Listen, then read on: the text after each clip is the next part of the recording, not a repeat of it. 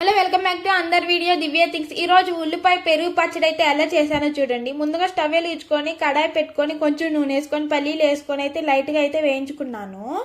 ఇప్పుడు ధనియాలు వేసుకొని ధనియాలు కూడా లైట్గా వేగిన తర్వాత 3 పచ్చిమిరపకాయలు అయితే వేసుకున్నాను. అవి కూడా బాగా ఫ్రై అయిన తర్వాత నేనైతే ఉల్లిపాయలు వేసుకున్నాను.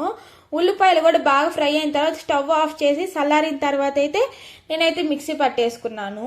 ఇప్పుడైతే కొంచెం నూనె అయితే వేసుకొని మళ్ళీ స్టవ్ వెలిగించుకొని ఆవాలు జీలకర్ర వేసుకొని ఇప్పుడు ఎర్రగడ్డలు సన్నగా అయితే తరుక్కొని అయితే వేసుకున్నాను. ఎర్రగడ్డలు బాగా ఫ్రై అయిన తర్వాత అయితే నేను మిక్సీ పట్టుకున్న పొడి అయితే వేసాను. అది కూడా బాగా ఫ్రై అయిన తర్వాత కొంచెం సాల్ట్ కొంచెం పసుపు వేసుకున్నాను.